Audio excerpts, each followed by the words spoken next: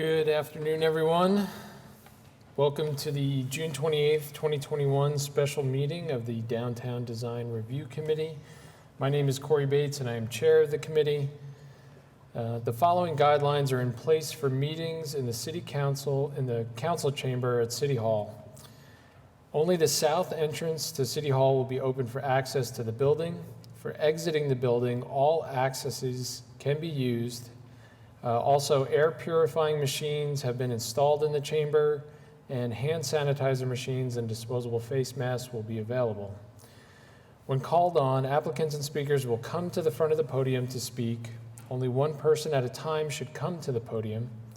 Speak into the microphone and please identify yourself when you begin speaking. Address your comments to the committee and please limit your comments to 3 minutes. Citizens may address the committee on agenda items by responding to the chair's call for speakers during discussion on each item and signing the speaker's log at the podium. All comments must be relevant to the item. The chair or presiding officer may, in his or her discretion, prohibit a person from addressing the committee and/or remove that person from the council chambers if that person commits any disorderly or disruptive behavior. Please see the agenda for more information about these requirements. If you have parked in the Sheridan Walker parking garage north of the John Rex Elementary School, staff can provide a parking validation ticket to you. For this meeting, the agenda and documents are located at https://okc.primegov.com/public/portal. You would then click on an agenda item and the relevant documents will come up below that item. Chair, Yes. can we skip the next comment? Okay. She will be here later. Okay. As always, please silence your cell phones. And Mark will call the roll. Okay. And Mark, could you please call roll?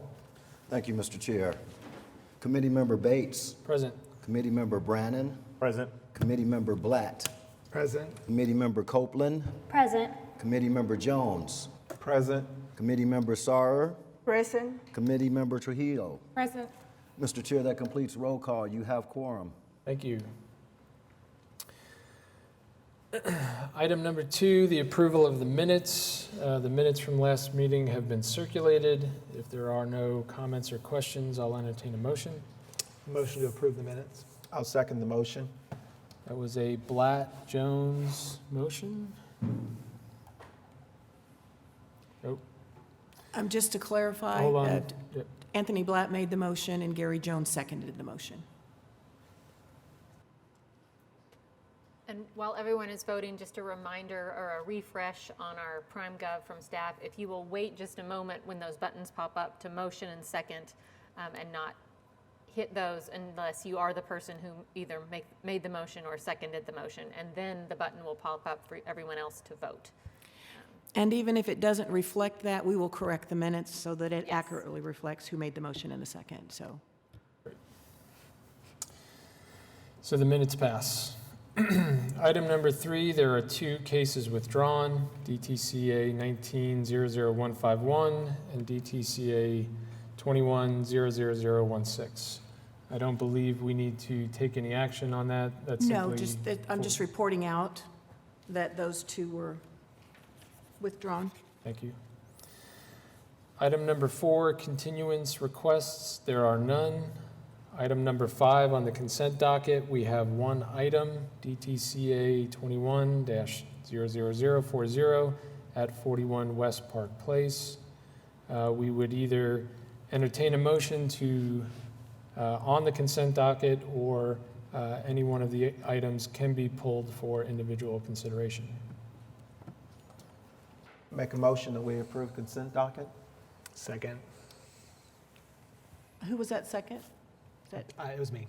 Okay, thank you.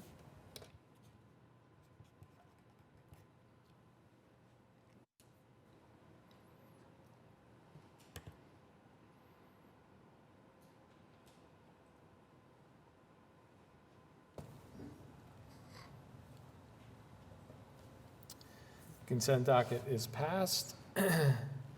Moving into item 6, cases for individual consideration. First item is item A, DTCA 21-00029 at 701 West Sheridan Avenue. Is the applicant present? Yes. Okay. The applicant and Mr. Falk and his contractor are here.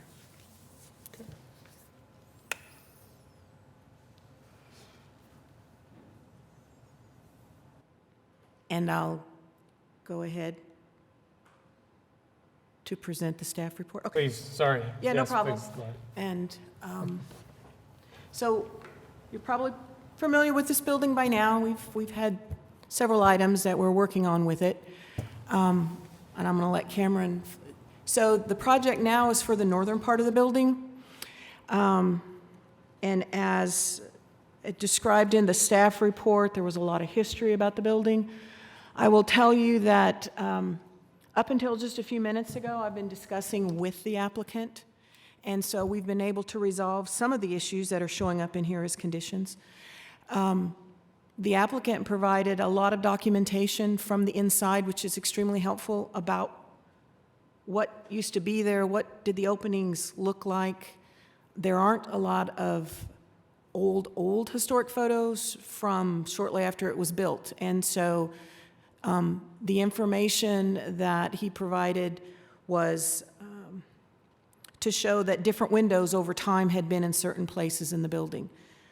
Some of the items staff had no issues with. All of the work on the alley is just a continuation of some work that staff had already approved. And that is not a primary street frontage. However, the work on the east facade, there were some concerns, as you saw, with the recommended conditions from staff. And so one of the things I'll talk about is the vertical, I don't know, absent anything else, I call it the vertical architectural detail. Architects, you can correct me if that's wrong.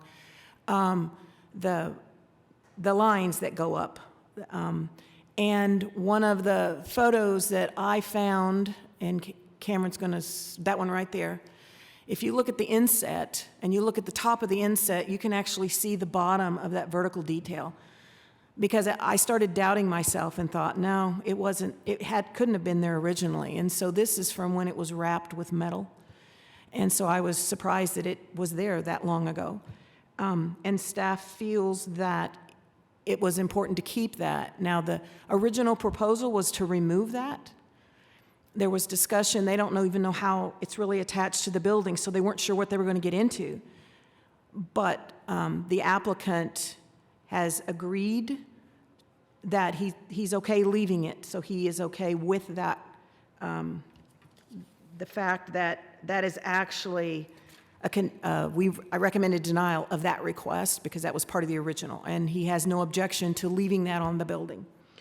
One of the other items that is discussed in here with the condition dealt with removing the double door and the transom and the side light, which was in the lower right corner. So Cameron, if you can go back to the pictures that I took. That one right there. So that's in the lower right corner. He has agreed to leave the transom. It is going to be glass, which is totally fine. Most of the transoms I'm used to seeing are glass. They want to get more light into the building.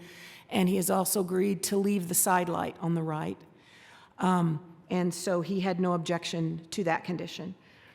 Another condition we had in here dealt with the multi-light steel casement windows over the garage door, which is on the extreme left. And I think there's probably that one right there. And it is in poor condition, if I'm not mistaken, and so he has agreed to, instead of replacing it with, I'm just going to call it double-hung windows, he's agreed to replace it with something that looks like what's there, so it has the same window pattern, so you'll get the same appearance. And that is, the wording that staff had on that one was, window be retained or refurbished, or replaced with new windows with the same appearance. And so he's agreed to replace it with something with the same appearance, and so that's great. And so the last issue deals with the glass block. For a point of clarification, because I did have a question from a committee member today, staff doesn't have an issue with opening up, making the openings wider because of the documentation showing that in a lot of locations, 2 rows of glass block have been covered over, so you can't see it from the outside, and we're totally fine with opening them up like that. And so the discussion that I've had with the applicant deals with 2 things, because the second one came up today. One was the glass block is in really bad shape. It's leaking. They've got to take them out. And so we were discussing replacing it with, there's a clear glass block that's not wavy, and so you get more light, and I'm totally okay with that one.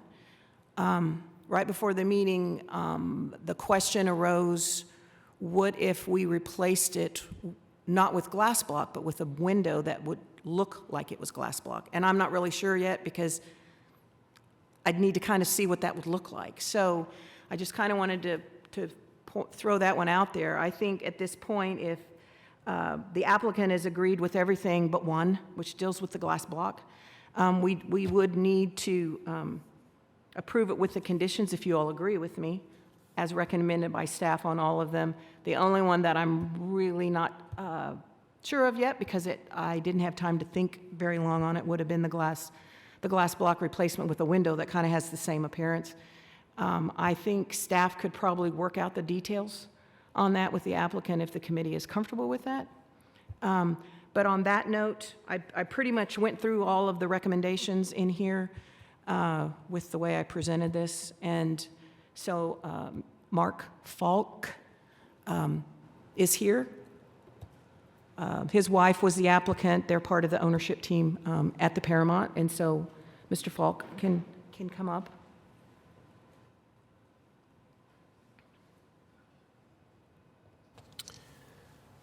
Before the applicant addresses the committee, does the committee have any questions for staff?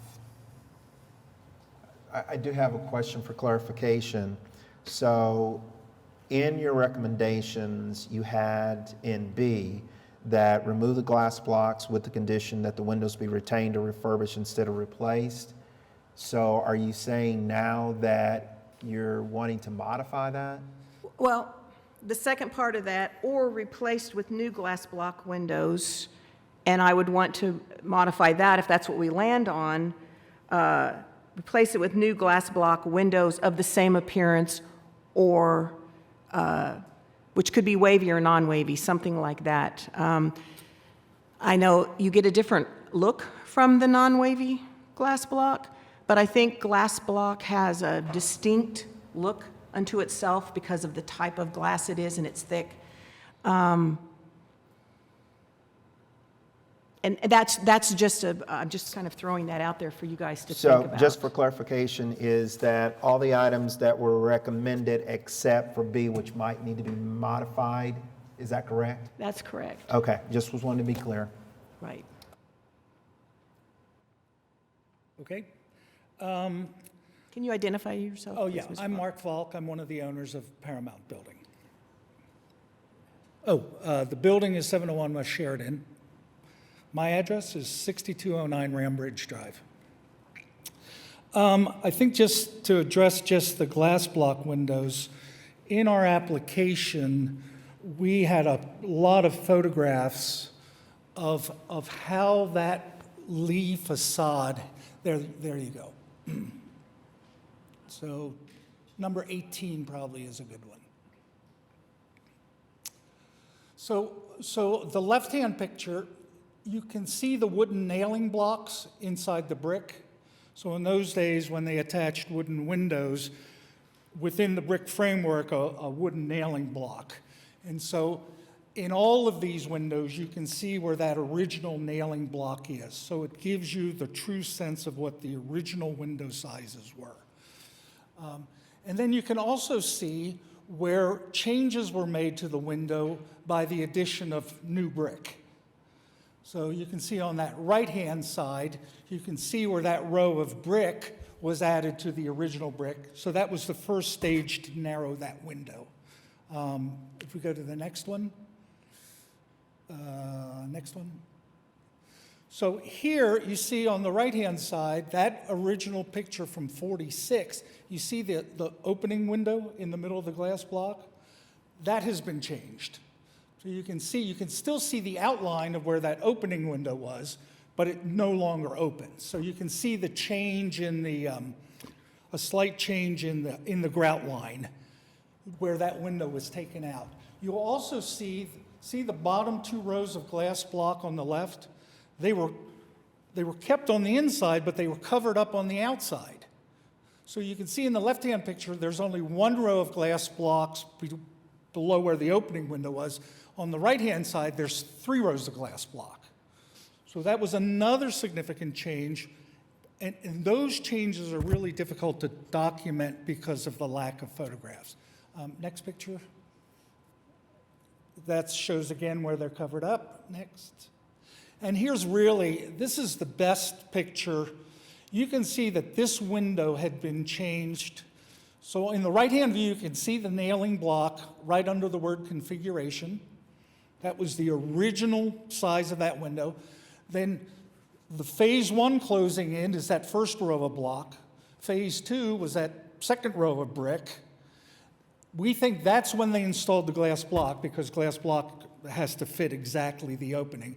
And then the next phase was when they covered up the bottom.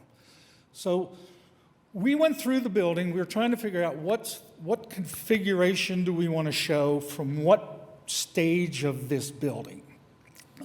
So we looked for original windows to the building. And I think if you scroll through the picture, keep going.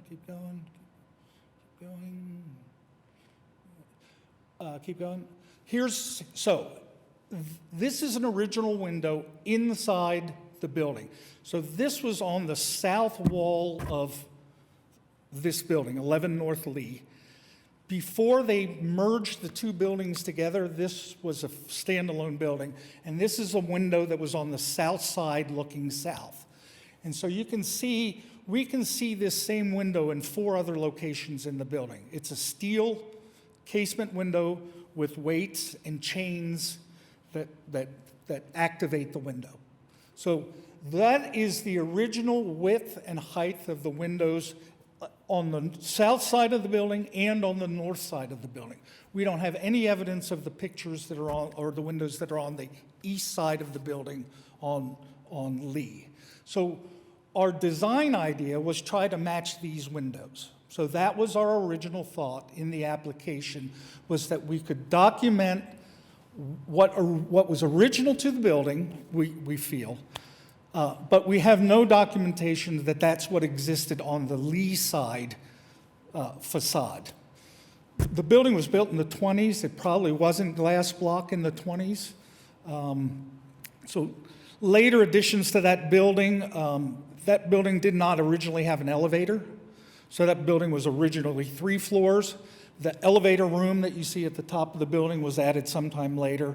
And you can document that because on the inside of the building, you can see where the old concrete stairs were between floors. And you can see where those holes were knocked out to take the stairs out when they installed the elevator. So we think those vertical architectural elements were added when they added the elevator. But we don't know because we just don't have that evidence.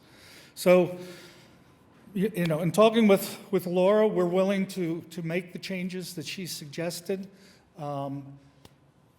We're open, I guess, on the glass blocks. We kind of like the other windows because they match more of what all the other neighbors have done in the area, that kind of a new, you know, dark frame window. But if there's a deal that if the city wants to keep those glass blocks, we can try to work out some arrangement to do that. But you know, our first thought when we made the application was just to try to match the old style of the windows, but kind of match what was in the neighborhood. So, thank you all for the time. Does the committee have any questions for the applicant? I've got a couple of comments. First, with respect to the compromise that occurred just recently with city staff, I think that that's commendable because it makes our life much easier when the majority of these items get worked out and we have the opportunity to talk about maybe 1 or 2 of the items. Specific to 2 of the items in your specific case, the steel framed divided light, true divided light windows above the garage that you're speaking to replacing. Are you going to try to match both the light size and the profiles on the light or profiles on the frame? Because that steel casement, it's going to have a very narrow intermediate button, and then the casing itself has a specific proportion, and then the glass. So are you going to try to recreate a window system that emulates that original look? I think we're open to, so those panes there are really much smaller individual lights Sure. than the rest of 11, the 701 West Shedd. These are considerably smaller than those lights. If you wanted to match, if you wanted to retain that size, so this alley, this is interesting. The alley was an alley. And when they merged the building 11 North Lee with 701, they covered up the alley. So there's a steel frame construction, and then that alley was covered up, and they knocked out the wall on 11 North Lee, and then they knocked out the wall to combine them. So that window was added when the buildings were merged together, and it does not match any other window in the building. It's a complete standalone. Staff's view was that size. Right, and I think it's in context, I think that's original to its own installation, and its character is correct. I think that the way that that can be achieved, I'm not asking or would even require true divided light, multi-pane, historic steel casement, but I do think that it could be a simulated divided light with an applied exterior grille that has a similar type of profile, and it would meet the intent Okay. and be able to be handled within a budget. That we would certainly be able to do, yes. And that's just my particular opinion, but I would prefer that rather than a light configuration that's a different proportion than what's currently installed. Okay. And then with respect to the glass block, and this is where I'm torn, because in the absence of pictures, we don't have the ability to really comment on what was there, so we're working with the fabric that we have today. I like the idea of maybe a transitional glass block that's got the clear face to it. I think that would be something that I could support. Going back in with just a double hung style window in the absence of understanding what was there, I probably would rather see something that's more in context with what you've got there currently.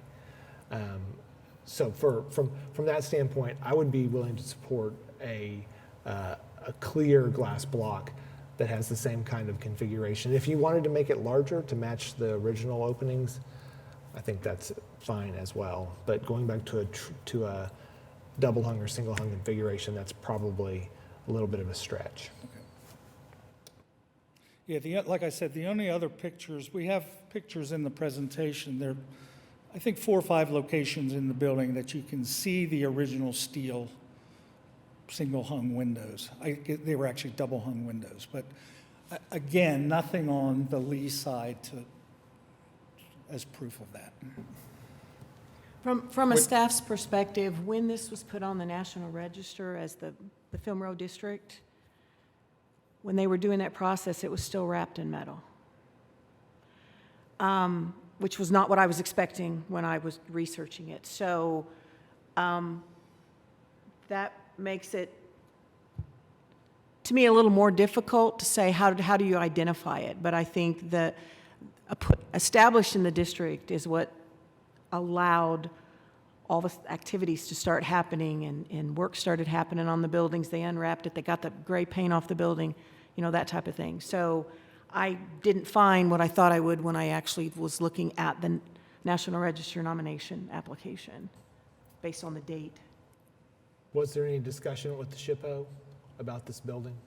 With the State Historic Preservation no, so Office? so the district is historic. Right. The building is not. No, I understand. Is it listed as contributing? This building was contributing, It's listed as is contributing? listed as contributing to the district, yes. Okay. To the district. So you're not pursuing tax credits, so is there no conversation at all with the SHPO or the National Park Service? Our original architect was Catherine Montgomery.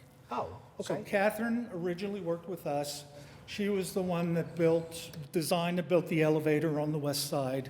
And she did a lot with us on the interior, trying to keep as much as we can on the interior. She did research on this building, trying to find pictures at the Historical Society. We just never found them. So it was her decision not to, with the condition of the building and how they were merged together, it was her decision really not to pursue historical. So no, we have no, we've funded all of this on our own. Okay. What complicates it a little bit more in knowing, what was there, what wasn't there, is it's often typical that the street-facing facade receives a different treatment than the alleys or the back. So, because of that, even with the south side windows there for observation, for me, I'm more apt to take what's there than to assume that the street-facing facade matched the alley-facing facade in window type. I'm going to back up for a second. I also want to reiterate or just tack on to what Tony said about the appreciation for working with staff to maintain the vertical architectural details on the front. I think they're one of, if not the most character-defining element on this building. They speak to a certain era in Hollywood. There's something about those that speak to film. So I think keeping them, it only supports what you're trying to do with this location. Can we paint them pink again?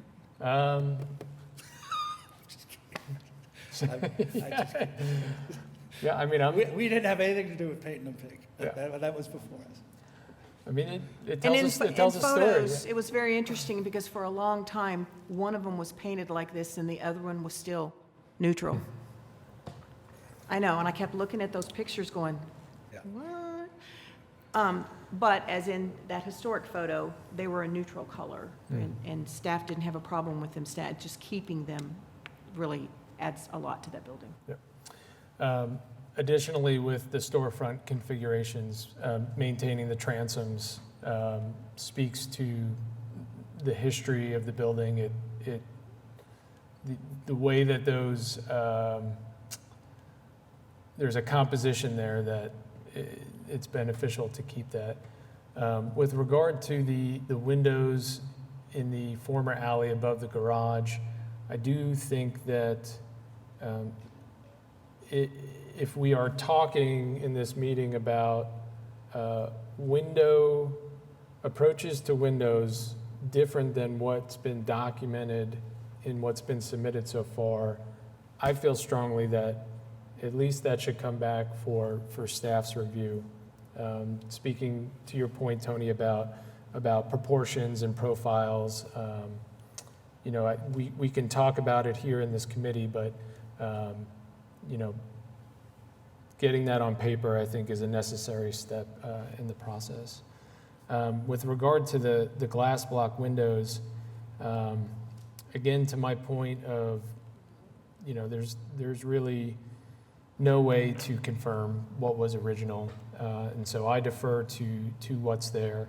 I think the documentation of the sizes of the window openings is great, and I think if you guys expand those openings to their original size, I think that's great. I think it'll help the proportions of the windows on this facade.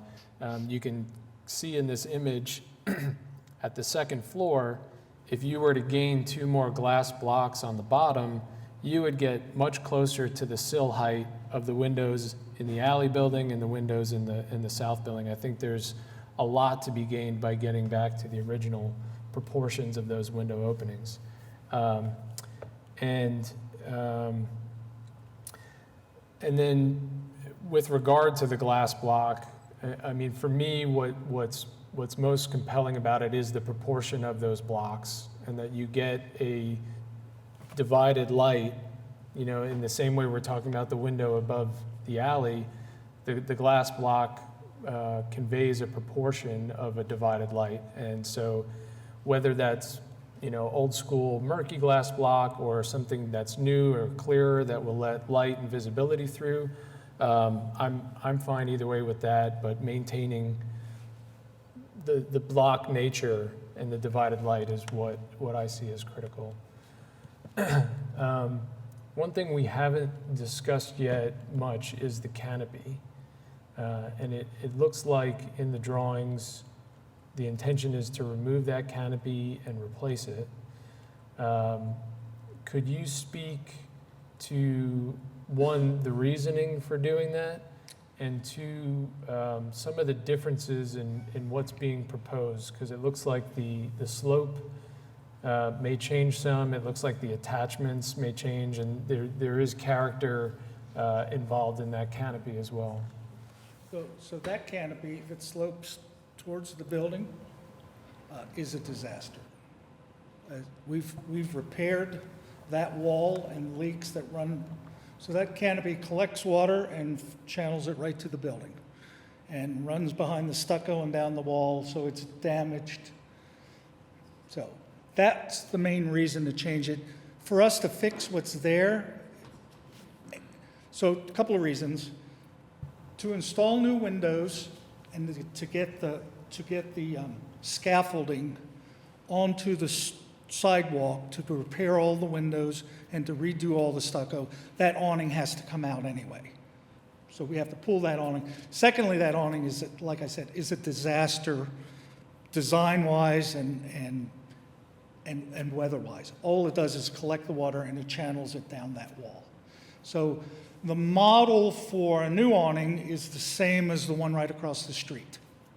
So if you look at what the old MGM building, I think there was a picture of the neighborhood.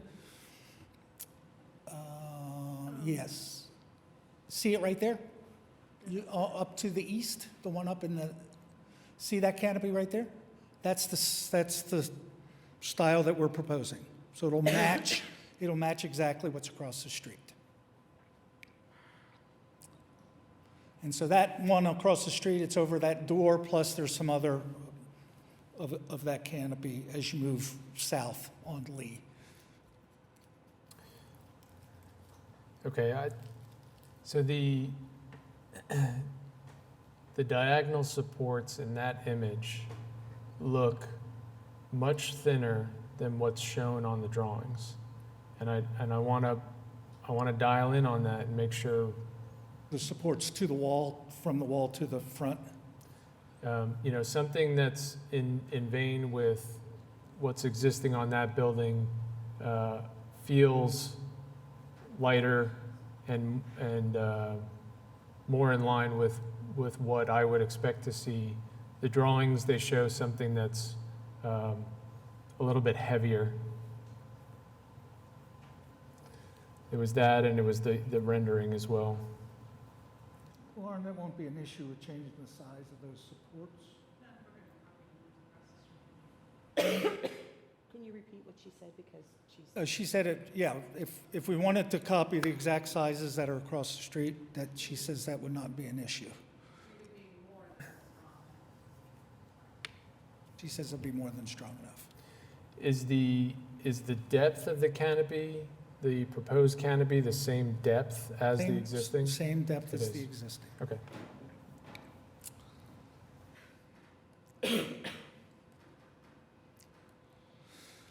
Yeah, it's just that the way that thing slopes back into the building, just, we cannot, we've tried.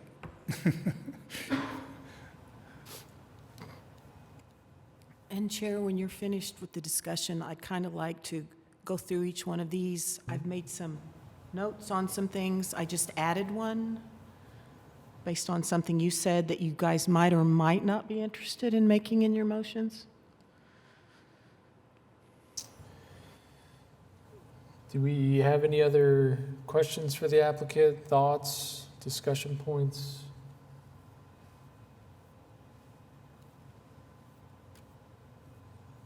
All right, thank you. I do have one. Sure, please. The dimension on the elevation from the north shows that that canopy that you're proposing is 3 feet off the building, and the height appears maybe 10 inches in depth proportionally.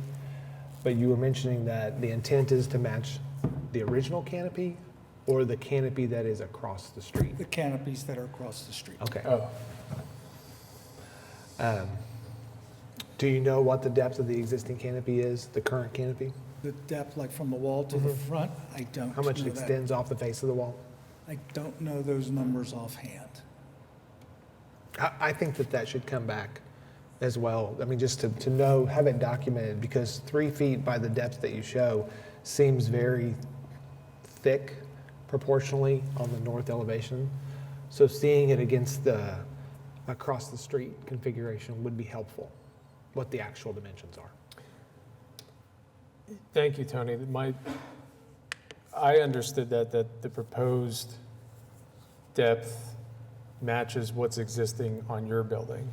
And what I would strive for is to match the size of your existing canopy. I think that's our plan, is to match the size that's there, but in a style that's similar to what's across the street. Okay, so We just have to, we just have to tilt this so it doesn't drain into the. So to your point, Tony, I think I agree that that should come back, because the existing canopy from the images sure looks deeper than 3 feet. I think it probably is. I yeah. don't, And when you say come back, you say come back to committee? Certainly come back to staff for review. Corey, Yes. I might add something too. I think Please. a cross-section showing that would help too. Because when I look at it, I'm also wondering how the street frontage, even landscape-wise, is going to be handled with a new canopy, and how it might have conflict or no conflict between the canopy height and what's in front of your building, vegetation-wise. So I think a cross-section would really help showing that side view.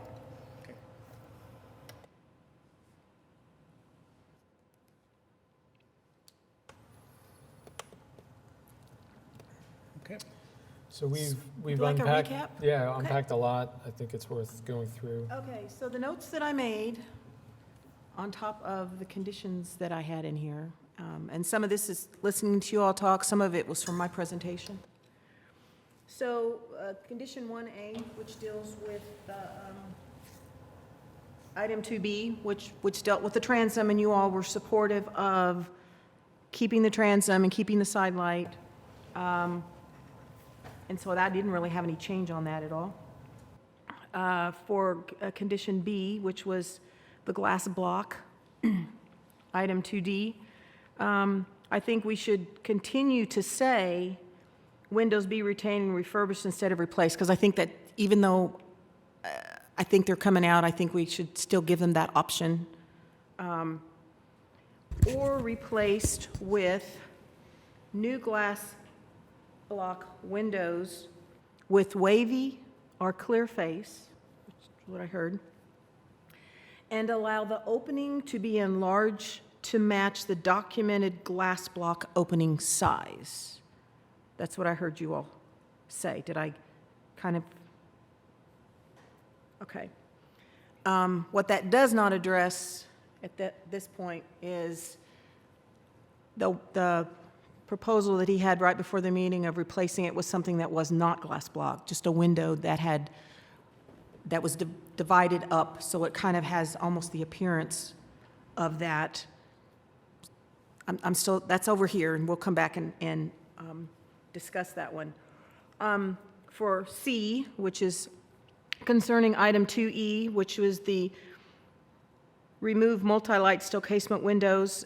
Once again, I think we should still leave that with the condition that the windows be retained and refurbished instead of replaced, or replaced with new windows. Let me get down to that. Replaced with new windows with the same size and profile.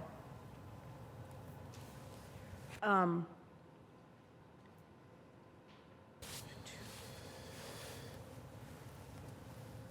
trying to think, you wanted staff review on that one, correct?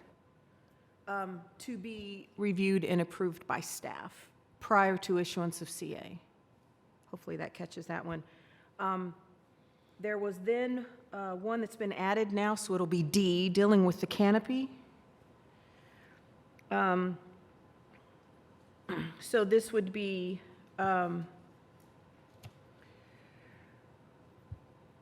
remove canopy and replace with new canopy with the design and supports to match the ones across Lee to the east, which was the building that he was referring to. The depth to match the existing canopy on the Paramount building at this location. Applicant to submit cross-section.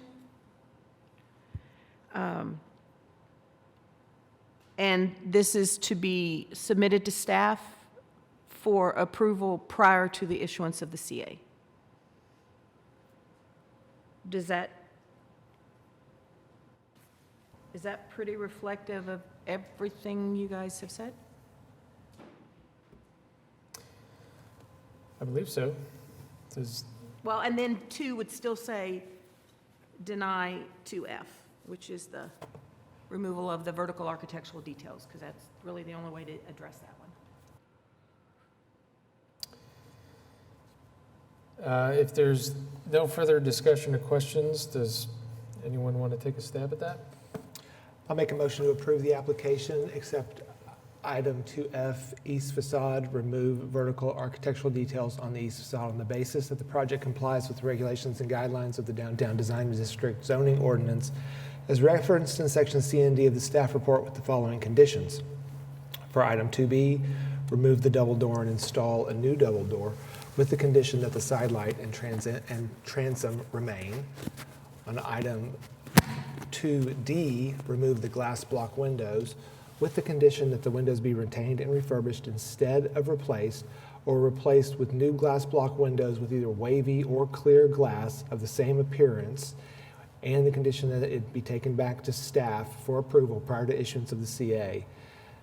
For item 2E, remove the multi-light steel casement windows with the condition that the windows be retained and refurbished instead of replaced, or replaced with new windows with the same proportion, light proportion, and frame configurations of the original windows with the condition that it be brought back for staff for approval prior to issuance of the CA.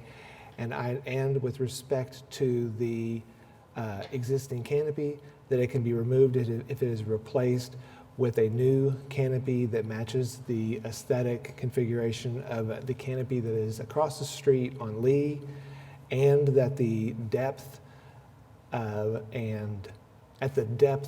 the canopy matches the current canopy.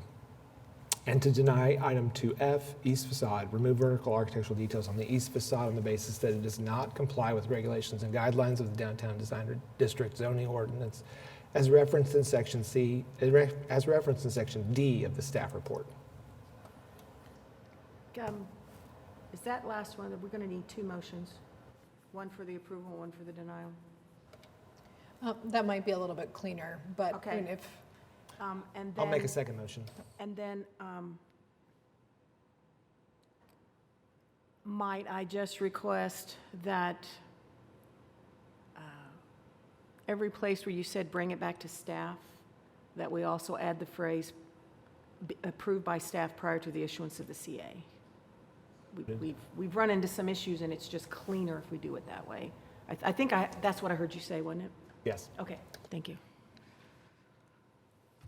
So that's a motion on the first 4 items for a second. I'll second.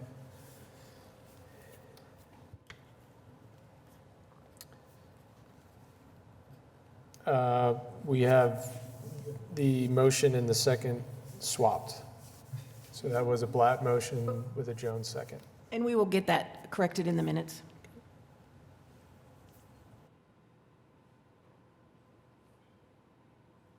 Oh, Or Oh. now. that motion passes. Do we have a second motion? So I'll make a motion that we deny item 2F, east facade, remove vertical architectural details on the east facade on the basis that it does not comply with the regulations and guidelines of the Downtown Design District zoning ordinance as referenced in section D of the staff report. Second.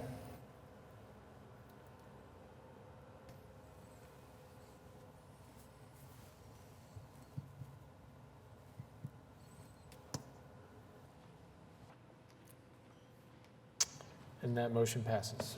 Thank you. All right, thank you. Thank you. We might pause here for just a second. We're having a swap out. Okay.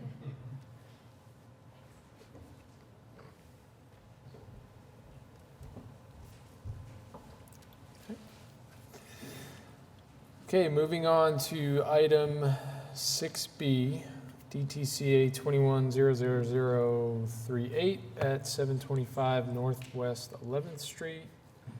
Is the applicant present? Yes, Holly is here. Okay, and could we have staff introduce the Okay. project? Thank you. Just kind of waiting for the pictures to get. So I learned a lot when I was researching this one because I had no idea this was in a historic district. Some of you might not have known that.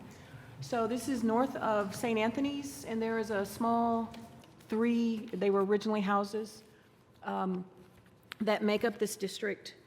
Very interesting history on all the houses. You probably know the one next door, which is the bed and breakfast that was actually physically moved just a few years after it was constructed.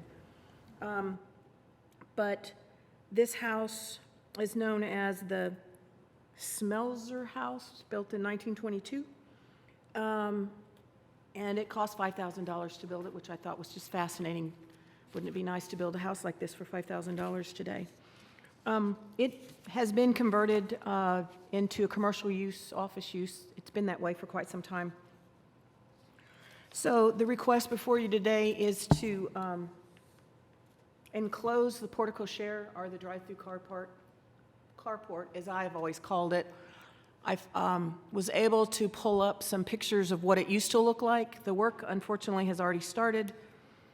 As I stated in the staff report, you're to look on this as though the work has not started. And so I pulled some pictures off of Google Earth so you could see what it looked like. For any of you that have ever lived in one of these, I actually did down in South Florida. It's really kind of cool to have a drive-through carport, and then you just park right outside your door.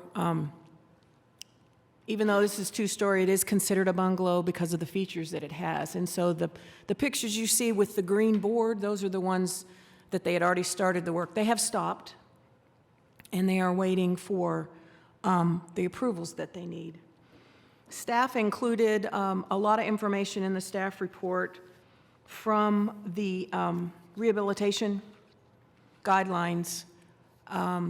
We were extremely concerned about eliminating this feature, which is a very prominent feature of a bungalow, and feel that this loss of this does impact the structure, it impacts the district. It happens to be on the National Register. They're not going for tax credits or anything like that, so this is not something that SHPO is involved in.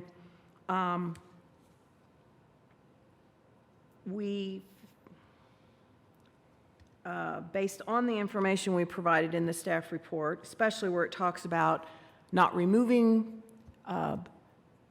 identifiable features, not covering them up, anything like that, we feel that it's inappropriate to enclose the portico share, as well as what I didn't include is this is a very large lot. It has a detached garage in the back, and then the lot goes for a distance behind it. So there is ample room to build another structure or actually add on to the back of the house. And staff is recommending denial of this on the basis that it does not comply with the Downtown Design District zoning ordinance as referenced in Section D, and that includes the references to the rehabilitation guidelines. And so we have the architect on the project is here.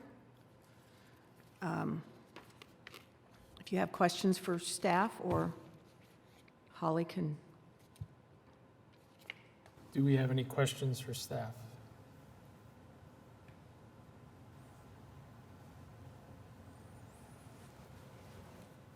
Seeing none, Holly? So I've included all of the stuff they submitted, and I kind of cut it up so it could be larger. So Holly, if you need to refer to any of your drawings or anything, we can get them up on the screen. Thank you. On to me. Holly Hunt, 400 Northwest 23rd Street. Before we get started, I just want you all to know that at the time that I got involved, we were already here. I would never suggest starting work without the proper permits, and especially working as much and often as I do in the historic districts. I know the importance of these structures and the districts they are in. So just wanted to make that very clear. And I'm sorry, I should have clarified that. When the permit was issued and I talked to the contractor, I told them they really needed to get somebody involved in the project to help them out, like an architect. Because this came in without anything from an architect, and it was probably like one of those napkin drawings. So now that we've stated that, anything I'll be saying is, of course, on the behalf of my clients and, just for their specific needs in this structure. So one thing I wanted to talk about really quickly is, preservation. We deal a lot with preservation, and preservation doesn't only mean just to never touch these buildings. I think a big part is to allow for certain modifications and alterations of these buildings for them to be enhanced in their modern function, as well as to suit the needs of the district, which, we're promoting diversity and development in these districts. So I think that's important to mention. Here, this is a little bit different than just taking away or covering up. Because technically, when I got with them, and what the picture you see of like where that wall has already begun to be installed, what we're proposing now is different. They're going to have to start over either way. So I want that to be clear, because my thinking, once I spoke with them, is a way to preserve the portico share without taking away from it, but still allow them to gain a little bit more space for their treatment area, which is, this is a clinic. So it's a great need that they have, and so we want to provide that here. And so in order to do that, I'm hoping to build the wall centered on the beam that goes around the portico share, again, as a way to just pull it back, allow that beam to stand free, allow you to see the full nature height of the beam and its return back to the wall. Again, the columns will not be touched. They'll be left exactly the way they are, and we'll have quite a, close to an 8-inch return on those columns before the new wall is installed. I do want to mention too, this building's already undergone a lot of changes. Originally, this structure would have had a bungalow-style porch across the entire front, and it's been since enclosed, again, for the function of this treatment facility. It serves now as their lobby space. So this new other space would be a treatment area. I understand what staff's recommended about doing additions on the rear, and if that were an option here, we would certainly pursue it. The way that the building is laid out is, if you're familiar with older buildings, or older homes, because again, this was initially a home, which, yeah, it would have suited the homeowners driving in with their cars and parking there. That's no longer the need here, but the back of these homes have really small chopped up spaces. It's usually where the servants' quarters were. So toward the front of the space, or to the street side of these houses, are the larger spaces. And that seems to make the most sense, right, for usable space for treatment areas. So again, I understand that, if this were in a historic district in Mesta Park, this would be a sacred facade and we would need to maintain it. While I think it's a very important feature of the home, again, in this district, given its current use and function, as well as the downtown district it sits in, that we have a lot of modifications to existing structures, I feel that we can do both. We can give them what they need and preserve this portico share, and that by just infilling, leaving everything original as the way it is, trying to match the enclosed porch that we have on the other side of the structure, just trying to make it all look like, yes, it's had some modifications, but we're letting those major elements stand out and be free. It could be such that in the future, you could restore this portico share quite easily by just removing the infill portion of the wall. So these are the items I wanted to mention. Again, I really have great respect for the district and what the staff has put together, but I think maybe in this situation, we're not covering up anything. We're not taking away anything. We're merely adding to create a little bit more function for its current users, but we're not impeding its ability to go back to that portico share at a later date. Thank you. Thank you, Holly. One thing I just wanted to note is, because I researched that on the porch when I went out there. You're fine, you can stay there. The work that was done on the porch was all done before 2007. So design district regulations did not impact this property. So they would have been able to come in and just get a building permit and do whatever prior to 2007. So since 2007, the only thing I've dealt with them on was a sign of several years ago. And so what Holly was referring to, if you look on the left, on the first floor, where you can see the windows in this one, it's kind of hard because of the bushes. That is where that front porch has enclosed, that she was referring to as the waiting area. So I just wanted to show you that. And those would be the windows we'd be matching in the portico share infill. Oh, one other thing I'll mention, since we have this picture up, is to, I guess, be the north of that enclosed porch. That is a porch area that's been converted into a handicap accessible ramp. So the handicap route to the building is actually behind the building, up a sidewalk, up a ramp, onto that porch, and through some sliding double doors that you can't see. They're just around the corner of that main column. So again, doing an addition on the back, it would triple, perhaps, our accessible route. We're talking about then looking at doing a ramp on the front of the building or something like that that may further demand changes to the building. So just to make that clear, I think it is visible from the aerial shot that was seen earlier. You can see the handicap ramp on the north side of the building. So it might be visible. Oh, and my site plan, it shows, I'm sorry.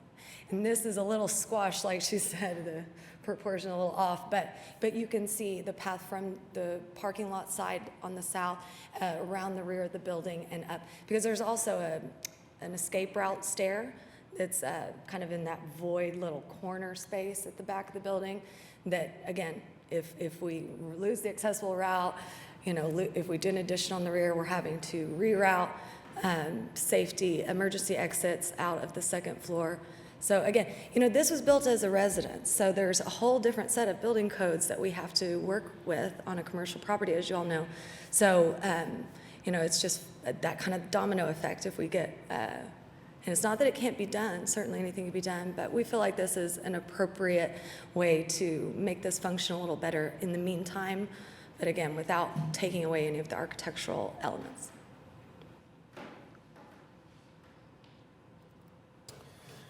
Do we have any questions for the applicant? I do, actually.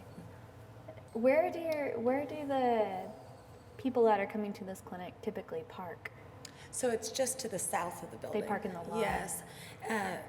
In the overview, yeah, you can see it in this image. Right, so there's a handicap ramp on the other side of that black car, around in there that puts you, it's the closest, shortest route to that ramp. Okay. Does the client own that lot too? I'm sorry. Who owns that lot? Her name is Betsy. The contractor who was trying to pull the permit is actually who contacted me. Okay. And that's when I got on the phone with Laura, and she told me kind of the history of the project. It's not owned by the same person. That's it. So they must have some type of an arrangement It's a with them. leasing situation. They do lease They it, though, lease okay. it for this clinic. Mm-hmm. Okay. They do physical therapy, shoulder type treatments. It's all outpatient. No one spends the evenings here, but it's a treatment facility. Okay. Thank you. Mm-hmm. I guess the part that I have a little bit of a concern with is, and I understand that the adjacent side of the porch had already been infilled and that the front had been brought forward to the column line. I think that what you were proposing to do with respect to the portico share is consistent with those particular modifications to the residents. I just think that they're not consistent with the guidelines that we're asked to adhere to. And in the event that this came to us without any of those modifications previously made, I don't think that we would be able to make a recommendation that this kind of a change is made just by the fact of the character of the building. I don't know how the inside of the building is laid out and how that would maybe modify the way that you would approach trying to catch the same program elements in a different kind of addition. Was there any type of layout, and I don't know how long that you've even been on the project, but was there any kind of investigation about could something be done to still achieve the program without infilling the portico share? I tell my clients all the time, that's what we do, right? There's always a solution for any problem, and design, that's what we do. So certainly, and we could probably run that down with them. That I think their thinking was, well, this is a cost-effective way for us to already utilize some under roof square footage to make better use of our treatment facility without opening the whole can of worms in the back. Thank you. Do you know on the portion of the porch that has been infilled, do you know what the material below the windows is? It's a wood siding, as best I can tell. I got back in there as best I could because it's pretty overgrown right there, but it appears that there's like some lap wood siding below the windows. But those windows, they're just trimmed out right to the brick and the beam above. I mean, it's just wood trim around, they've probably got some wood blocking to hold those windows in place, but we're talking about very minimal infill. It's mostly glass infill.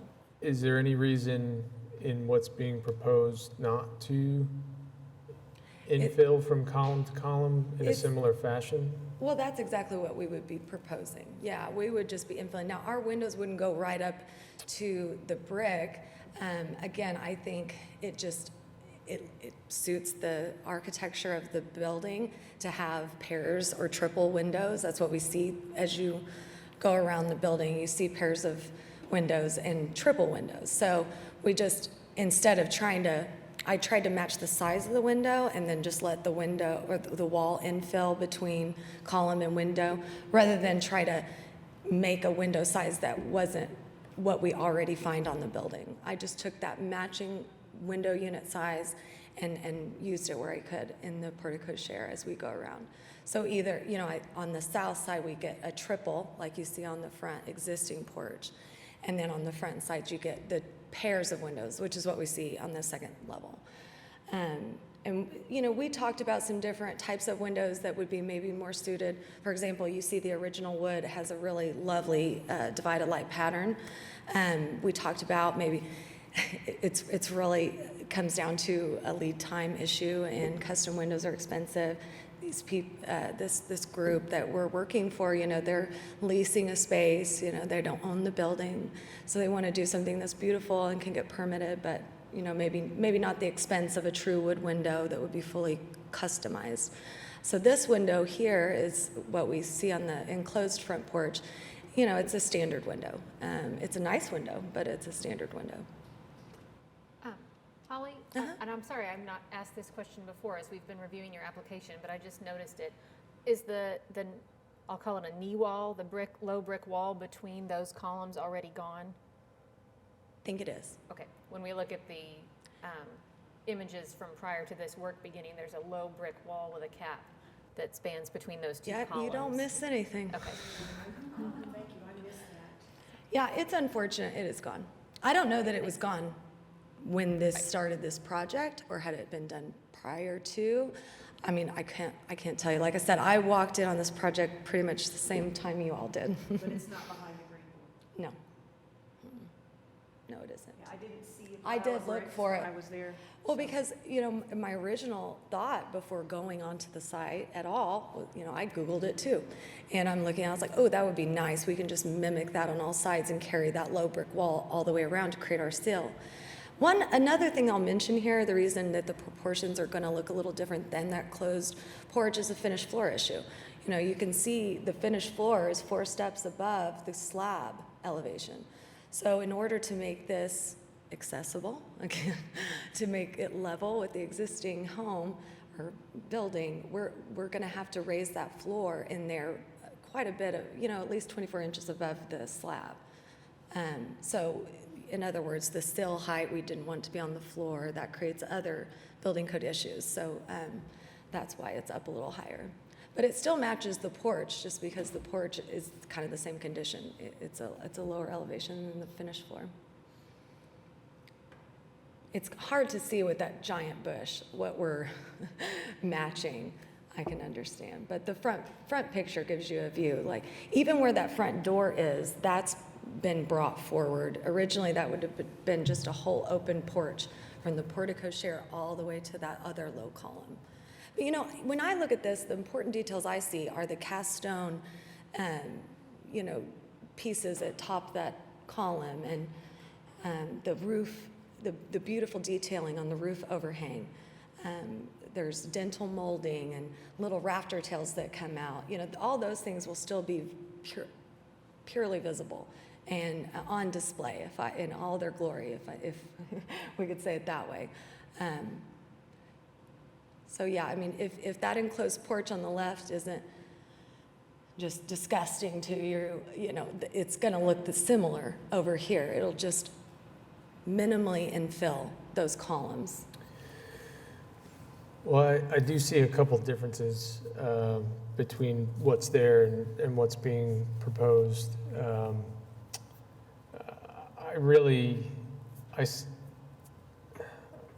I'm having a tough time with this one.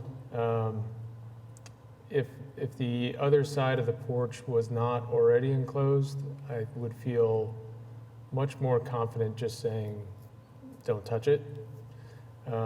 That side of the porch being enclosed, and understanding,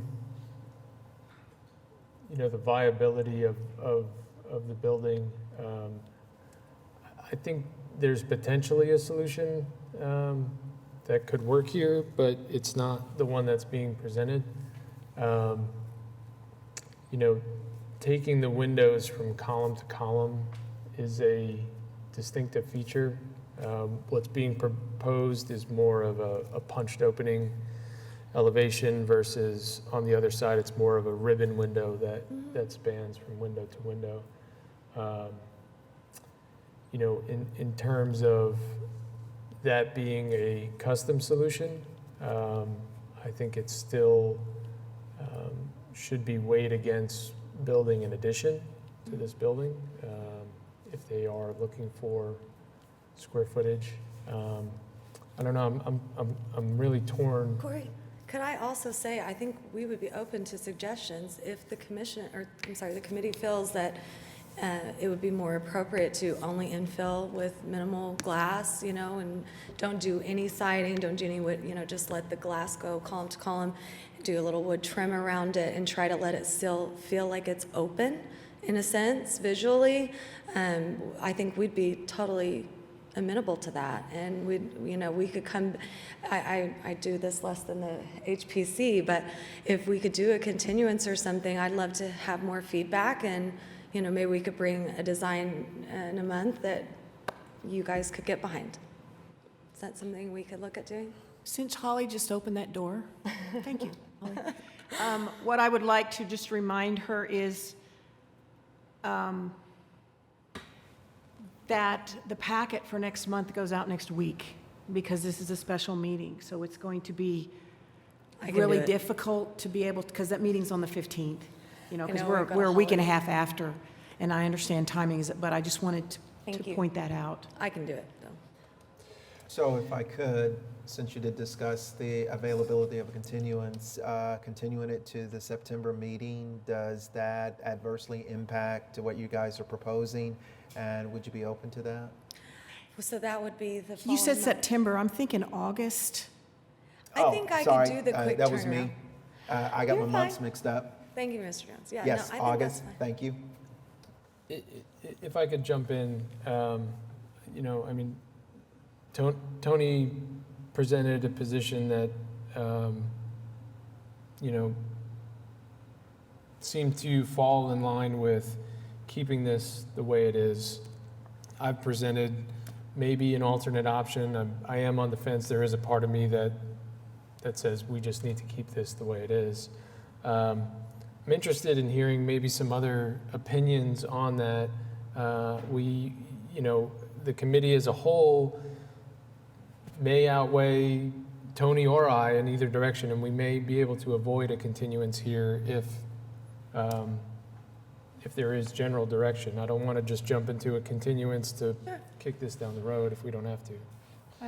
I do want to say that, you know, the property itself, the value that it holds as it is, to me as a committee, it's really important to highlight that changing any aspect of it as it was originally built is going to affect the historical value in a lot of ways. So adding on to it in the back, to me, would feel more comfortable in a way that it's not in the front. It does not reflect any changes as to what I would like to see originally built. It is really sad to drive around a lot of these properties and then they're mutilated. I mean, that's the way that I see it. Maybe that's a harsh word. I But didn't have an architect. but in an aspect, I mean, I think that, you know, I would like to see other ideas, maybe how to integrate a good way to add on to it. I understand the value of adding on square footage to property. Believe me, any square footage that you can add is precious. But at the same time, the integrity of history, I think it's more valuable to keep and just preserve. So that's why it's there. So I just wanted to add that for everybody just to, you know, my opinion about it. Thank you. Only one question. I'll go ahead. For me, I'm trying to balance. The fact is that I think it's important because we have a requirement as a committee in order to make sure that the conservation rehabilitation guidelines are being met. But at the same time, I think we also have to balance the cost. And also too is my concern is that I have seen property that has gone abandoned or the person move out because the cost is too prohibitive in order for them to operate. And I think that's a worse scenario is for that to happen. So that's why I was looking for a continuance so that we can see what your other options might be. And again, you can look at whether those are cost prohibitive or they're cost doable. And then that way we can make that tough decision based on the cost of the two. Thank you. Mariana, Only one question. I know that it's 1920s building, but I just tried to find the same brick to match versus the siding. Maybe help. No, I think that's a lot. fabulous idea. My thinking was just instead of trying to make it unauthentically look like it's always been there, to let it be what it is, an addition, a later addition. You know, I'm a purist in that way. I really don't try to fake it. And even, we might be able to find that brick. And again, if that's something the committee members feel is more appropriate, maybe we do a wainscoting below the windows of brick. And again, just wood trim around would be less impactful to the eye. You know, I think I could certainly show some alternate elevations that would maybe get us some other options like we're discussing. I think for us, the main thing, like, I just want to reiterate after hearing your feedback, which I'm so thankful for, you know, this building has already undergone a lot of changes that take it away from its original structure. And even though I know it's important for us to preserve what's there, I think modifications can be made that are very mindfully done, that are done in a way to, yes, make them work in a modern world for business owners, but at the same time be very sensitive to the existing structure and its elements, and allowing those architectural elements to stand out. I wanted to ask a question based on that one for Katie. If for whatever reason this project lands on, well, let's do brick instead of the siding, or let's do a brick knee wall around it. I believe the rehabilitation guidelines call for making sure there's a distinction and a difference so you can tell what was not original. Now, we all know the portico share was open to begin with, but would we also need to clarify that if we make recommendations and Holly comes back with a redesign, and so she's showing brick and she kills herself, she works really hard and finds some matching brick, but is that really, as staff, what we would recommend that they do? Because don't we need to distinguish between original and new? So I think when we look at conservation guidelines, when we look at Secretary of Interior standards, all of those documents encourage differentiation between new and old, but there are lots of different ways to do that differentiation. So it might be a brick that matches, but something else about the design, about the look of the windows, or some other material that is used that you can tell when you look closely at the property that is a new feature. So, yeah. And I would even say, given the situation of this, just the configuration of the building, it's pretty clear, even if we do an infill, that this was at one time a drive-through portico share. And so again, by just minimizing that wall thickness, doing it as thin as possible, that's what, siding can afford you. We can pull it back as much from the face of that column as possible. As well as the beam above, just keep it within the profile of that beam, so we're not going either direction more than what's already there. We're just neatly tucked inside of that framework of the portico share, and in doing so, we're preserving it, because now not only is it being used, but those elements are maintained as in their current place. Do they have any function today or in the future as a portico share? Likely not. I mean, that's not something that we see on commercial buildings. Well, some medical buildings, I suppose that's not always true. Hospitals, of course. But in this configuration, I mean, ramping it just doesn't work for any covered porch use. And so, again, I know you can't see the future or anything, but I feel like using it as square footage while preserving the portico share's elements is our way to preserve this building into the future. Okay, something that I keep thinking of over and over is, I mean, to be honest, it doesn't matter to me if you fill in the porch or if you put a expansion in the back.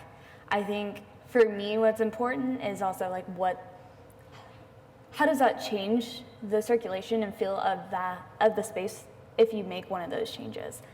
Because to me, if you infill the carport, basically, what does that drive become? It's very awkward. So how are we going to address that is something that I'm very curious about. Excellent question. And if we go with something in the back, do we do that just for the historic preservation of that carport in the drive? To me, that just doesn't, I guess for me, it doesn't really make sense. But that would be our main reason, especially if it's not fully used as a residential house anymore anyways.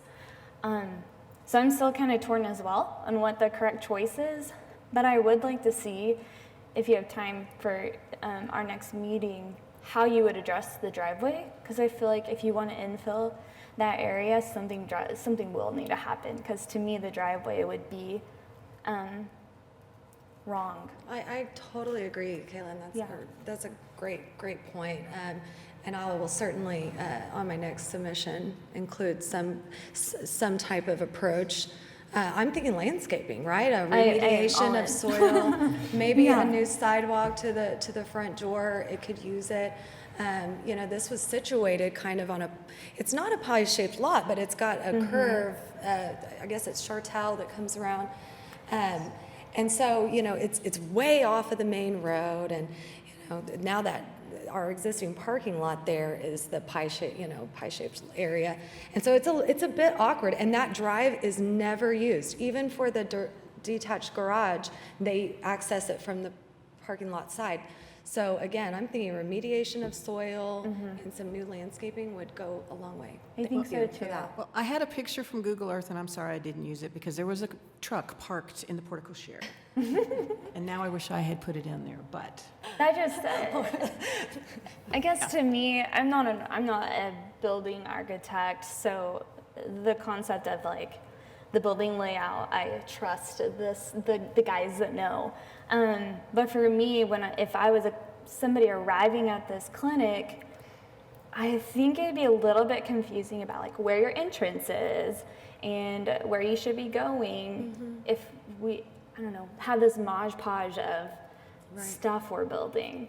So just making sure that that's all thought of and not it looks forgotten. intentional. Yeah, I yeah. totally agree. No, that makes perfect sense. Okay. Thank you. I think what Kayla said is right on the spot. I think that if this is going to get a modification of some sort, if what you bring back is something that can be embraced, I think how the landscaping works around it, how the hardscaping works to the entry system is going to be critical. Sure. In addition, so just based on what I'm seeing in the photographs of what has been done versus what's drawn says CMU block with the stucco coat for the lower portion, and then some place it transitions to siding. It's not specifically delineated in the drawings, and then it has windows above. I think that the way that this infill, in the event that it goes that way, it needs to really be either you can match the existing aesthetic of the building, or you can make it as transparent as possible and allow it to be what it is, which is it's an infill that is entirely supposed to be absent of the architectural detailing of the existing residence. So how it's detailed, I think with respect to what you've got drawn versus what we're seeing, where the zip board goes all the way down to the drive plane, I think all of that needs to be worked out in your Maybe a resubmission. colored rendering would help. I to think that just the delineate way some that of the these things. materials work, where you've got CMU and siding and window and trim in a pretty small area, but a current construction seems to be wood studs all the way down to the drive. Right, and as I stated earlier, what they've begun is not compliant. I think that you have the benefit of the fact that they're going to take out what they've done because you're going to give them what they're going to arrive at. So you have a little bit of a blank palette to do what you want to, Yeah, thank you, sir. or to present it. I would just note lastly that the west side of this portico share having been filled in is a precedent to look at for potentially doing something else on the east side. Okay. I appreciate that. Do we have any other discussion or questions? Anyone from the public want to speak to this? I should have asked on earlier projects. I'm a little rusty playing chair. Is this everyone's first in person? He just got reelected as chair at the last meeting. Congratulations. So. If there are no other talking points, I would entertain a motion. So do we need a motion in order to provide a continuance, or is it? You have several options. You can make a motion to continue, but you need to continue it to a specified date. And if that is where you're headed, I would also suggest, and I'm going to list these, and you can say, yes, they're in my motion. The issues, the talking points that you have mentioned that you're really wanting to see either differences or additional information. You talked about access from from the parking lot to the building. You want to see how that's going to work. Material was brought up because it's proposed to be wood, and there was discussion about using brick for part of that. There was something brought up about the fact that there had been a knee wall that was on the south, and you had mentioned maybe having a knee wall on all three sides. There was a discussion about the windows and about having the windows be almost the full width of the enclosure so that it is more glass like the other addition. You mentioned trim. You could do some stuff with trims. You mentioned maybe having a color rendering of the new drawing, which could be very helpful to them.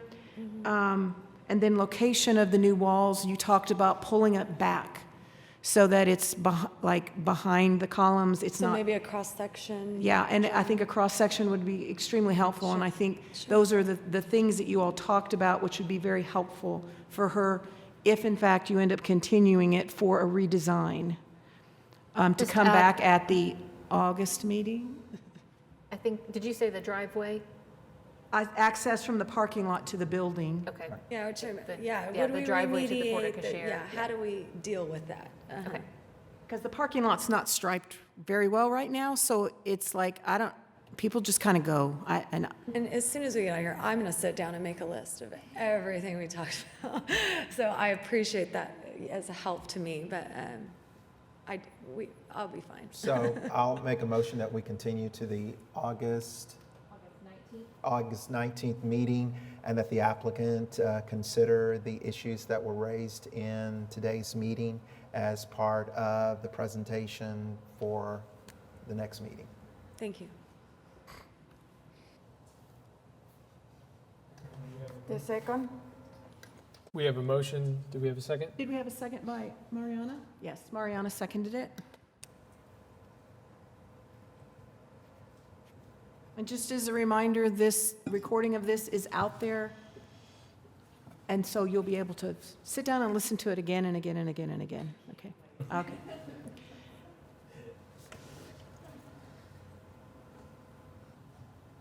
So I think maybe we need to vote first before okay. I just wanted to stop her from leaving.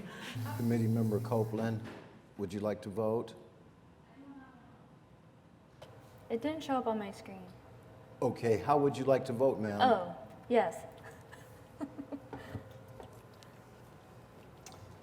it's not showing that Gary voted. When I went to push, it clicked off. Okay, so I guess we need to do a voice vote with Mr. Jones? Yes. Mr. Okay, Jones? Was that a yes, sir? Yes. It was yes. Mr. Chair, the motion passes. Thank you. Item is continued to the August meeting. Next item on the agenda is DTCA 21-00041 at 905 North Hudson Avenue. For this item, I am going to recuse myself, and I am actually going to be going to a meeting that's going to start at 4, so I am going to guess that I will not be rejoining the meeting, so I'm going to recuse myself for the rest of the meeting. Very good. Thank you, Tony. And if I could, Corey, I just need to note, I have an emergency meeting at 4 o'clock that I have to go to also. So I only have 15 minutes, but I still think there's enough people in order to maintain quorum, correct?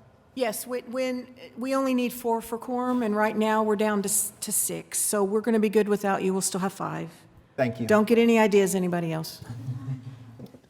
Okay, so, and the applicant is here, and I'll just go ahead, and you're fine. You don't need, you can sit down. So some of you are new and didn't live through this the first time.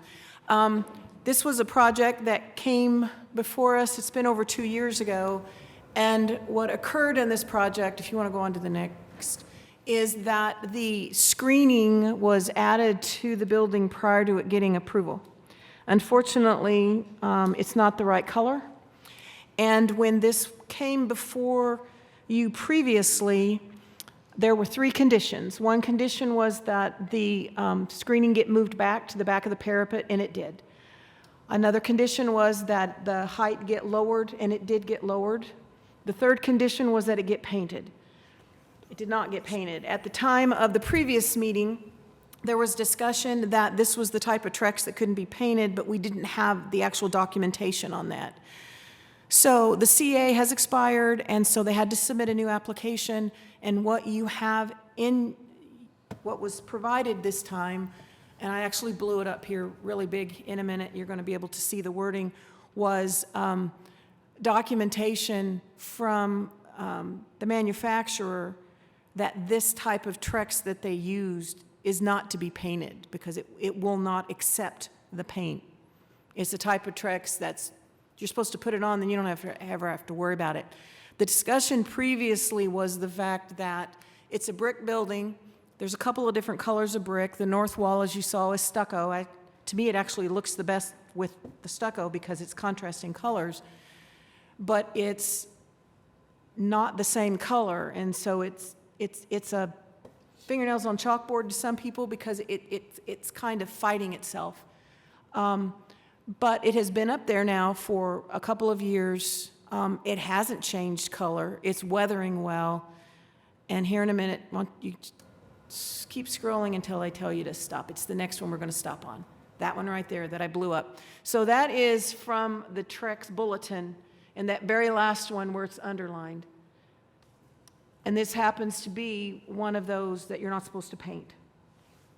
And so with that in mind, you have two options that staff gave you in your staff report. Because one of the things that helps sometimes is either if it's contrasting or if it's a lighter color and it disappears. It kind of, you look up and it kind of disappears into the clouds. You can approve the screening as is, or you can approve it with the condition that the color of the screen be changed to a contrasting color, either by painting, which we now know you can't, or replaced. Now, staff is recommending, if you go with that one, that the color to be as approved by staff and applicant to provide specs for paint prep and paint product. That's left over from before. And so I've literally given you both options. One option is to approve it as is, not painted. Some of you might have driven by it quite a bit. You might not have noticed it. I don't know. The building is really fantastic based on what it used to look like.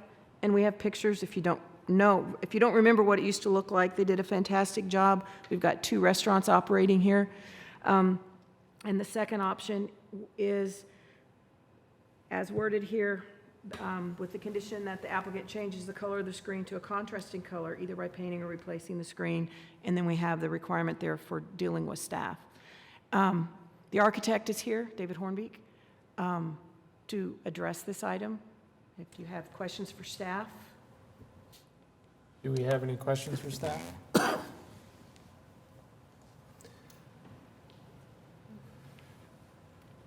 Good afternoon. I am David Hornbeek. I'm with Hornbeek Blatt Architects, and I think you did a wonderful job explaining what happened. I'd be happy to give you the background of how it got there if you really want to hear it. But essentially, you have 2 options today. You can accept what we're asking for you to consider, and that is to not enforce that first idea that we paint the screen. And the reason we're suggesting that is because the paint will not stick to the product. And the other option is you can continue to say, no, we want you to paint it.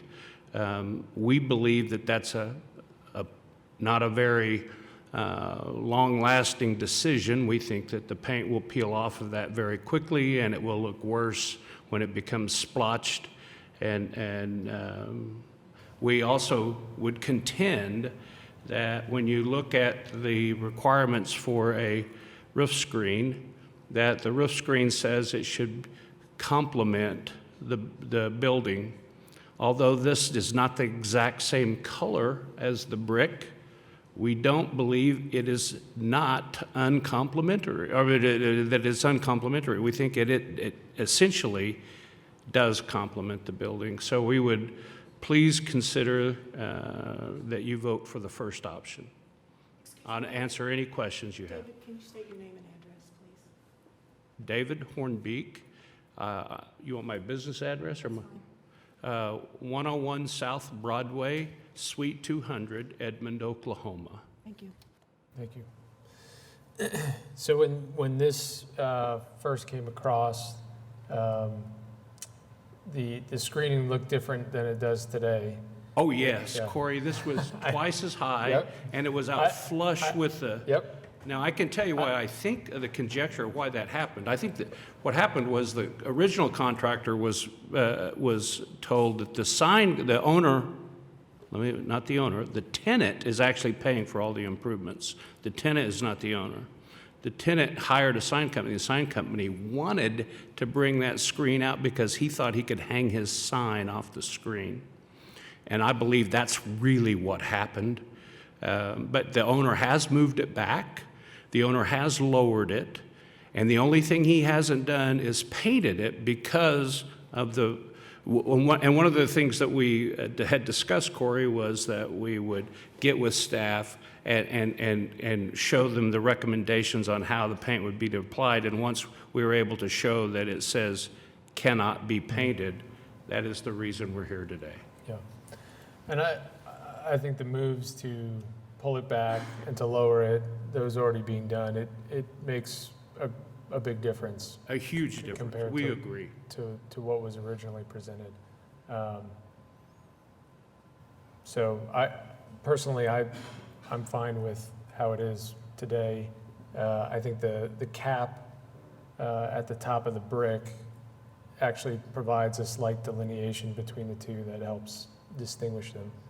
I would agree with that as well. Yeah.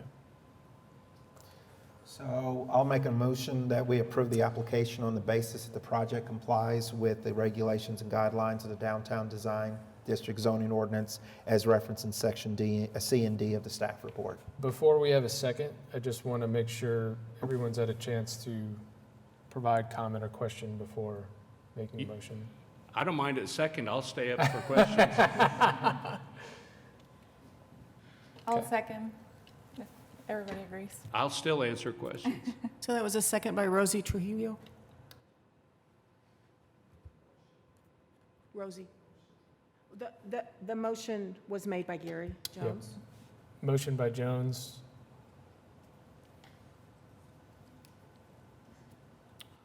Oh, yep. And seconded by Rosie Trujillo. Oh, still not right. There we go. Whoops. We'll get that fixed. Gary, your name will go back on there. Somehow you disappeared. I keep pushing it and That's okay. I may have broken. Do you have your voting screen up? No, Fine. you don't have the Oh, voting. there it goes. I went that There it time. is, okay. And that switch between the presentation screen that you see up here and your voting screen is what those buttons are for over here on the side of your computer, if everybody, I know it's hard to remember to do that, especially when it's two different PrimeGov screens to switch back and forth. So that motion passed. Thank you. We appreciate your consideration and your indulgence. Thank you very much. Okay. All right. No problem, we'll be talking. Okay. Last but not least, Let's see. Moving on to item 6D, DTCA 21-00045 at 1 Northwest 6th and 4 Northwest 7th. Is the applicant present? Gary, can you please come out this way? Come out this way. They're preferring us not to go through there to exit. Sorry, we needed to cover that. I was waiting till the end. And let the record show that Gary has left the meeting. Okay. Yes, the applicant is here. So we saved the best for last today, I guess you could say. You've probably been seeing stuff in the news about this project. As a staff person who had been getting phone calls from people the last few years that wanted to tear everything down, I was very excited when this came through, and when I think it was last year, the process started to expand the Automobile Alley Historic District to add the building on 6th Street. So that was also very exciting. So while I could talk about this whole project, you all have been sitting here for a while, and there's really only one thing that they're going to need a variance for, and so we could concentrate on that one. One of the things I think is extremely interesting about this is in the historic photos that you see, you can clearly see that the building's only 2 stories, but you see the building today and it's 3. And one of the things I quoted was an article about the construction of the building, and I'm trying to remember, it came in something like 2 or 3 months early and like $100,000 under budget, and I'm thinking, well, that's because they knocked off a story. So it looked really good that they came in under budget, but I think the historic photos are really fantastic, especially seeing what it used to look like before they did the underpass, because when they elevated the railroad tracks. This is continuing some excitement that's happening on the other side of the railroad tracks, and we're now getting it on this side. Catty corner from this building to the north is a building that's being redone that's got several tenants in it, so there's a lot going on in this area. The only issue that I wanted to point out, besides the fact that there's a piece of brick, and I'm going to wait till Cameron gets there, that I do need to mention, from 7th Street. Did we pass it? Okay, right there. So the south facade of this building, the 1-story building, is not painted. There's some stone and some brick, and it's not painted, but the rest of that building is painted. And so I just needed to point out, because we have a guideline against painting unpainted brick. Staff did not have a problem with what they're wanting to do. You can continue through that. Because when you see the rendering of what they're proposing to do, do you remember that one I showed you that had the vents that I took with the greenhouses on top? That rendering that's kind of toward... Yes, this one right here. So on the left is where, on the first floor, that they're painting that. And if they left that the way it is now, I was trying to imagine what that would look like. And I really didn't think that would go, because I think this is a great look right here. On the right side of that right half of that building, which is the west half of that building, they're actually doing an addition right there because it's cut back today. And so I think that works really well. Normally, staff does not support painting unpainted brick, and you're going to hear that from me most of the time. I happen to in this case. The other reason why I wanted to point this one out is this is the vents that they're going to need a variance from, because they can't screen them, and we have a requirement. It's a regulation. Vents 8 inches or larger have to be screened. And so those are inherent to the operation of the greenhouse. I think everyone is going to be used to seeing those. I don't think they're detraction or ugly. I don't even know how to refer to them. But to me, you see a greenhouse, you see all of the operating features of a greenhouse, which will include those vents. This building, one of the things I talked about was the fact that there is a potential historic district along the railroad tracks of industrial buildings. These type of vents, you see that in an industrial building. So I think it's in keeping with the area being on the railroad track. And that's why when you see staff's recommendation, staff is recommending that you approve it subject to the condition that they obtain a variance from the Board of Adjustment from the regulation requiring vents larger than 8 inches in diameter visible from ground level to be screened. And then there's going to need to be a second motion, which is to provide a recommendation of approval to the Board of Adjustment for a variance from that same regulation. And on that note, if you have questions for me, that's fine. Otherwise, I'll let them come up here and talk about this project. Do we have any questions for staff?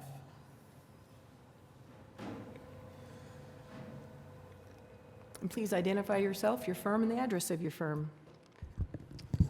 Hello, my name is Eric Schmid. My name is Eric Schmid. We're for AHMM Architects, 29 East Reno Avenue, Oklahoma City. We have typically a presentation that is what we've put together that is more cadence of what I'm prepared to talk about, if we could go to that.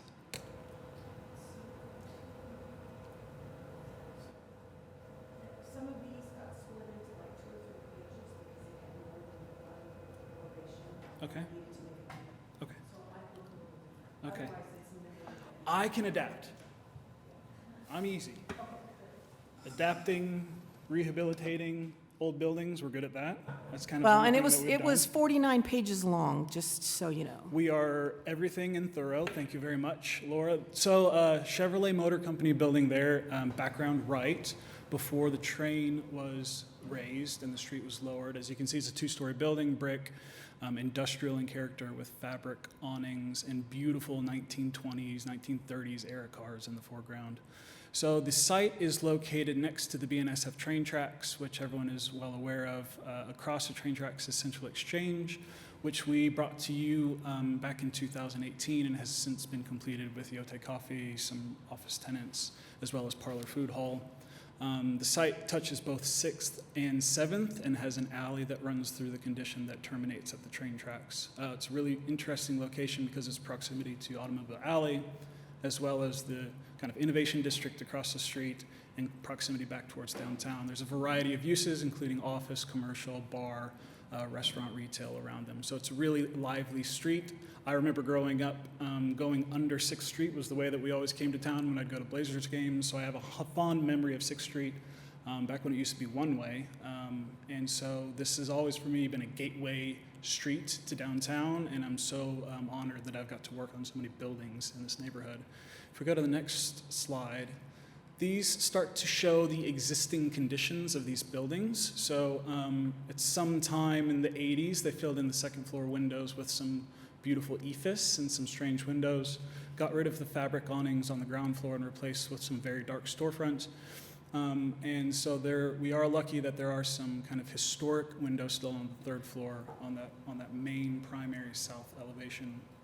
The northeast is a little bit more nondescript with some beautiful ghost signage, but it is very industrial. The character-defining features of this is warehouse brick building, so robust industrial, but not as character-defined as maybe a craftsman like we talked about earlier today. Next slide. This is the north building that faces 7th Street, so you can see the kind of blonde brick that faces back towards 7th and the variety of kind of masonry. So the west, south, and east facades are all painted CMU. Next slide. We are working with state historic tax credits as well as NPS. So we've had 3 meetings with SHPO already. It has been submitted for SHPO to review. It's currently being reviewed by the federal government. This stipulates a lot of what we can and cannot do to these buildings because we are obtaining historic tax credits. To be clear, the 3-story building is historically significant and is getting the tax credits. The 1-story building that is adjacent on the west is not historic based on the Automobile Alley district. And the 1-story building on the north, we are not seeking credits. While it is part of the industrial historic overlay that could be nominated, it is not a part of what is contributing for our project. So we only get tax credits for the 3-story. Next one. To put the project into a nutshell, we have a variety of really interesting uses that we are proposing for this building. So the ground floor of the south buildings will be a grocery store that will also be bodega as far as, as well as some eat-in dining options. Level 2 and level 3 will have 20 residential for rent units. The north building, the ground floor will be mostly parking to help make the whole development actually work, because we know most people in Oklahoma City drive to developments. That missing chunk in the northwest corner of the north building will be filled in to activate that street frontage along 7th, as well as create a meaningful entrance into a rooftop bar. And then the top of the north building, we will add a greenhouse for produce that will support the grocery store. So it's not it's not for pot, it is plants, it's herbs, tomatoes, lettuces, things like that. Connecting those 2 buildings together, we are putting in what we call the new link core, which is working really hard for us. It's a new lift that allows us to put an elevator outside of the entrance, outside of the footprint of the historic building, so we're not ruining historic fabric. It's a fire escape as well as loading for the grocery and greenhouse tenants. Next slide. There are 36 dedicated public retail parking spaces to support the grocery store as well as the retail tenant on the north. This diagram starts to show the loading zone, and that's part of the proposed link that connects the north and south buildings within that alley condition. If you go to the next slide, you see there's 25 parking spaces within the internal building that's on the north, so we know pretty much in Oklahoma City you can only build what you can park, despite the fact that I'm probably one of, I don't know, 3,000 tenants that could actually walk to this building. It is important that we have 25 parking spaces to support 24 beds for the residential units. If you go to the next slide. This is a jump pretty quick, but this is a proposal to show you what we're trying to do. So big entrances along the west of the ground floor of the three-story building that leads into what will be the future grocery store tenant. Some residential terraces on the roof of that one-story building. New openings along the west and east of the historic building. The greenhouse along the top of the one-story addition on the north side, and the connecting link. Next. This starts to show what we're proposing for the south elevation.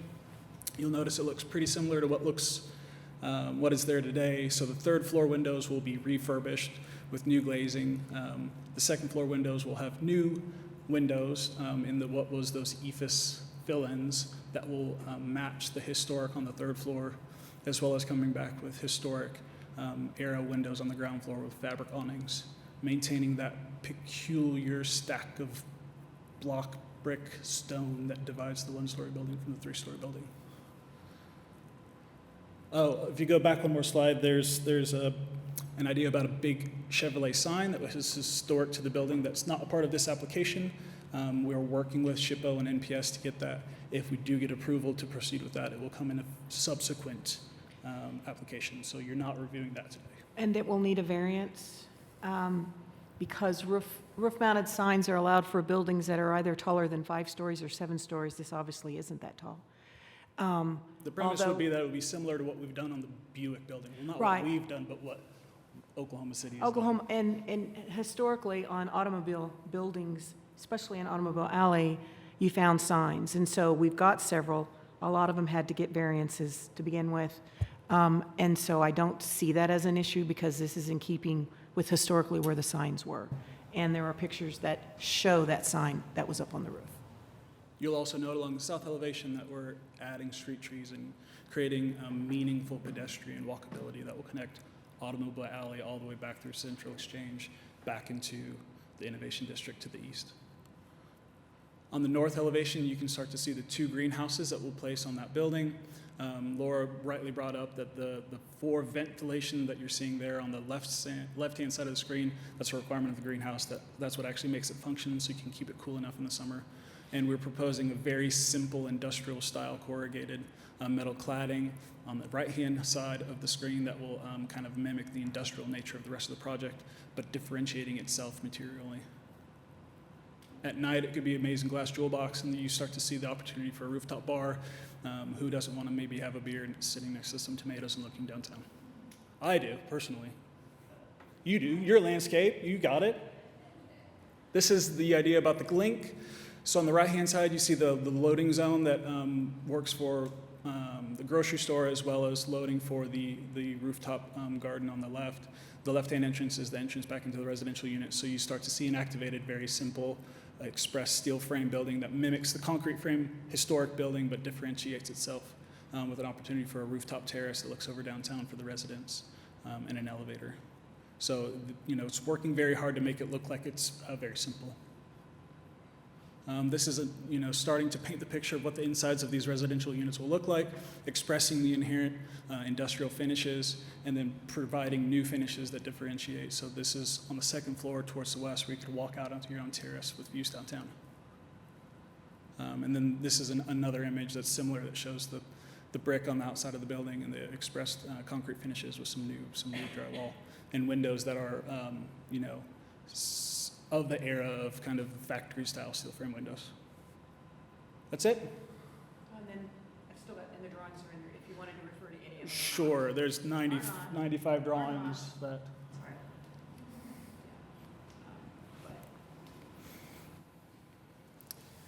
Thank you. Thank you very much. I think it's a great project. Really appreciate how you all have prioritized what to restore versus what to reinvent. I think there's a really nice balance that's been achieved here in that regard. Yeah, I think it feels like a great continuation to what you all did on the east side of the tracks, and looking forward to it. Great job connecting to the pedestrian realm too. I highly appreciate seeing that. It's like speaking my love language. So great job.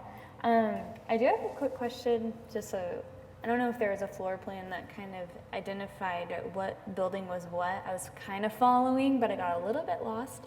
So the white building with the greenhouses could be a rooftop bar, greenhouse, and a grocery, or no? So the grocery is the south building that faces 6th. The north building is the white building with the greenhouse and parking inside. Yeah, sorry if I spoke too fast. I used to be able to be in control of the mouse, and they've taken that away from me. I was better with a mouse. Well, good job. Thank you. COVID holiday. Yeah. I'm just excited to do this in person, in all honesty, so I appreciate. I will try and keep that in mind, and next time you're here, I'll make sure that there is a mouse that you can use, because we can make that happen. We just didn't do that today. I apologize.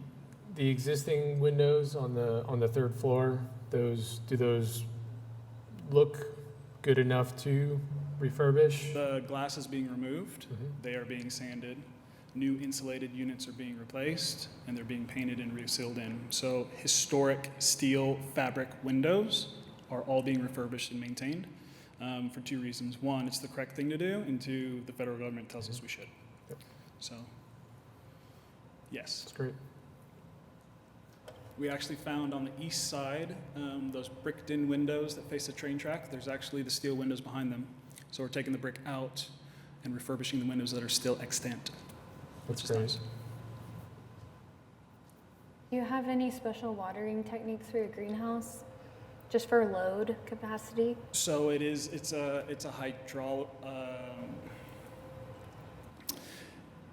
it's water-based growing, so there's no soil media. It's all in water. What are those? Hydroponic. NFT tables, NFT Yeah. benches. Yep. So it's all NFT with minimized water load, so it reduces the structural requirement of that slab, which is Great. nice. So it's not massive tanks.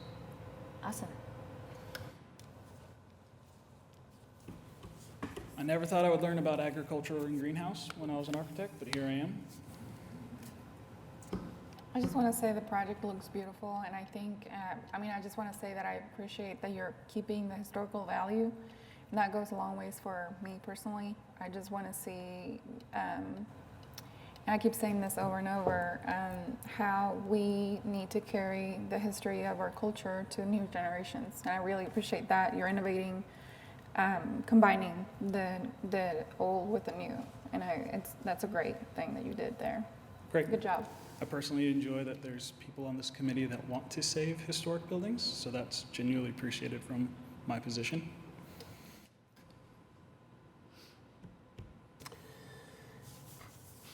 If there are no further comments or questions, I would entertain a motion. I'll remind the committee that staff has some recommendations for a condition to obtain a variance, and there would be 2 motions needed as shown on the staff report. And for those of you not used to making motions, you can hold up this piece of paper and just read it off, and that'll be totally fine. So we're looking for number 1 first, and then someone new could actually do the one for number 2. So, I can't read it on my screen. I don't know what happened. It's gone. Oh, you can't read it on your screen, you said? It's black. Okay. Our screen is black. Is your computer button lit? What do you mean? Okay. Oh, it's going to have if she's going to read what I wrote, which has a condition. Yeah. Does anyone, can you guys find the staff report in PrimeGov? Can I hand you my staff report?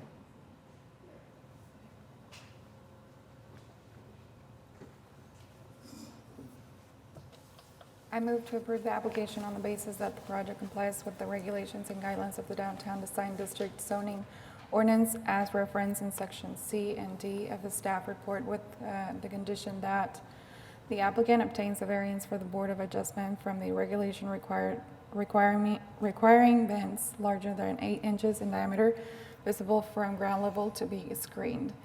And number 2? Well, no, just read that. You gotta stop there. Okay. I will point out that the item currently shown on the screen is the previous project. That's the wrong, yes. So we already voted on that one? This, yeah, because you have 41 up, we can get to 45.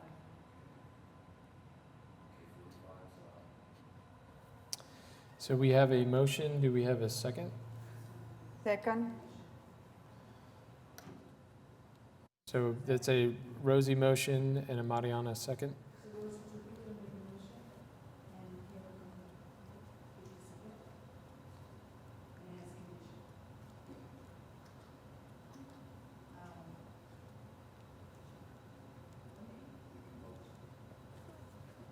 Okay, was I wrong? Did you second it? Oh, I apologize, that's my bad. Mhm. You're good. So do you see your vote screens? Yes, okay.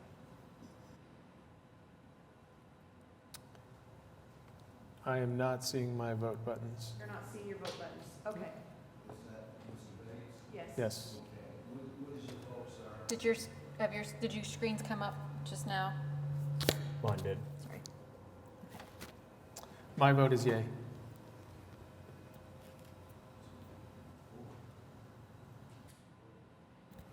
Okay, Rosie, did your voting screen not come up for you to be able to vote? No. Okay, so we're gonna need to take a voice vote for, Yes. Rosie votes yes? Yes. Okay, Do. so that's 5 yeses and 2 people are gone, so that's 5 to nothing. Okay, so now we need a second. We need another motion. Sure. Move to provide a recommendation of approval to the Board of Adjustment for variance from the regulation requiring vents larger than 8 inches in diameter visible from ground level to be screened. This requires 2 motions. This is the second motion. Yes. Second motion.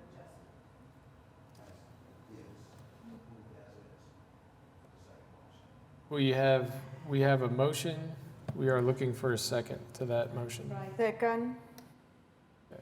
So that was a, Mariana, Yep. second.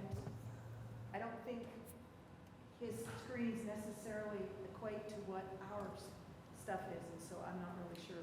Right how now, direct I it is. need the second motion. Is it approved as is? It's a Approved? recommendation of approval to the Board of Adjustment. That's what I needed. Okay, thank you, Laura. It's okay. And so that was a Rosie Trujillo and Mariana Soto.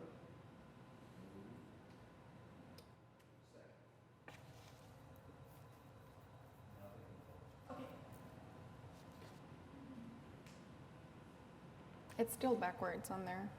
It shows moved by Mariana. Is that, okay. We'll fix it. So it was a Rosie motion and a Mariana second.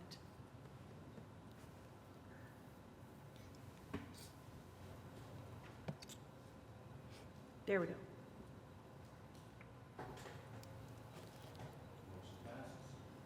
Thank you so much. thank you guys. Thank you. Appreciate it.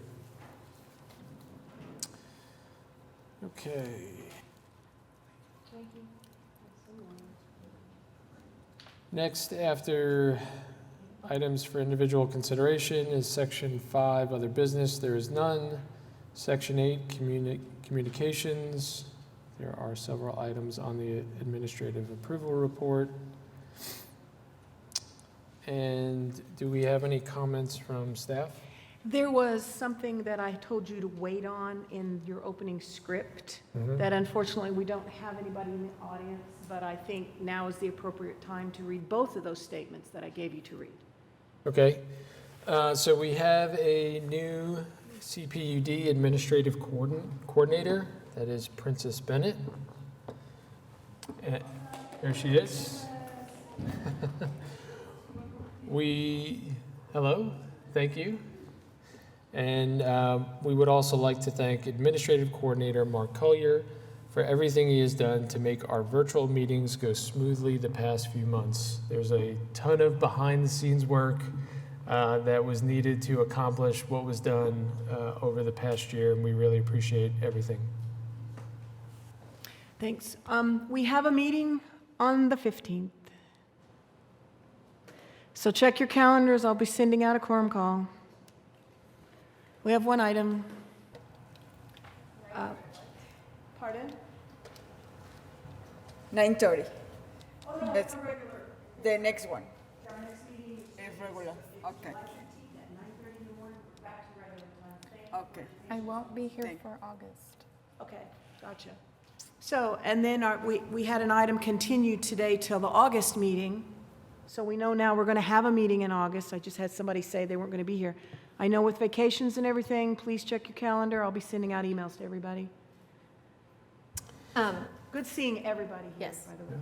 For your computers, if you all will sign out of PrimeGov, we'll take care of the rest of it and shut everything down, but if you can go ahead and log out for us, that's great. Do we have any comments from committee?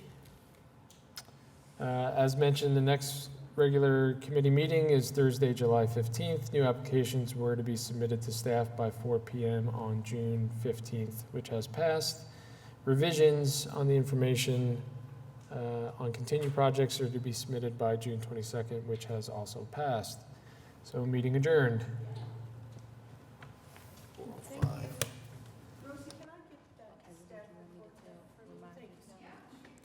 This is what happens. Remember I told you when you enter the items in PrimeGov and then they route them through?